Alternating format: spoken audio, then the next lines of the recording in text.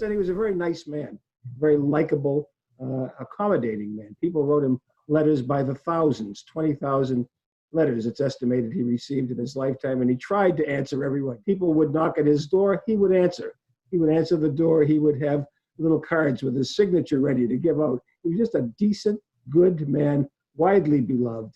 And I think that was also a time when poetry mattered, when poetry was kind of the only game in town, and in terms of public entertainment. How did growing up in this place shape him? Portland was essential to his upbringing. It ran through his DNA, and they kept that homestead. You're talking about writers who have wonderful homes. We have the Longfellow House in Cambridge, Massachusetts, and you have the Wadsworth Longfellow House right up there in Portland, which is absolutely a magnificent jewel of a place, and I've visited it many times. And not only is it a magnificent house, but it has authentic, original things.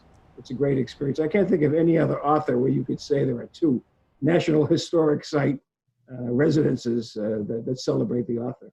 When you started this project, you obviously already knew a lot about Henry Wadsworth Longfellow. In researching and writing the biography, what did you learn about him that you didn't know that surprised you?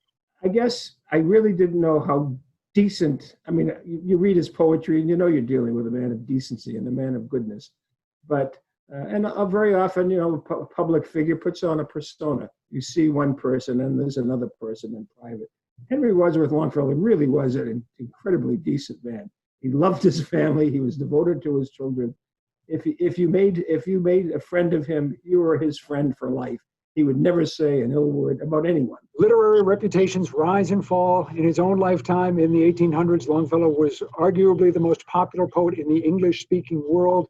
In the 20th century, he became much less well thought of, much less read. Gaze into your crystal ball for a moment. Where do you think Henry Wadsworth Longfellow's standing will be in, say, 50 years? I believe it's coming back. It can never regain the stature that it had, but who can?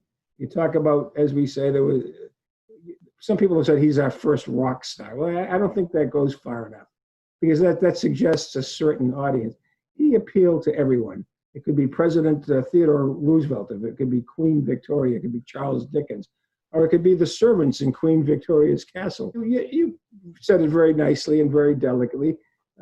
Reputations rise and reputations fall. It's a slippery slope, regardless. Writers have their ups and downs. He's no exception. And it's interesting to note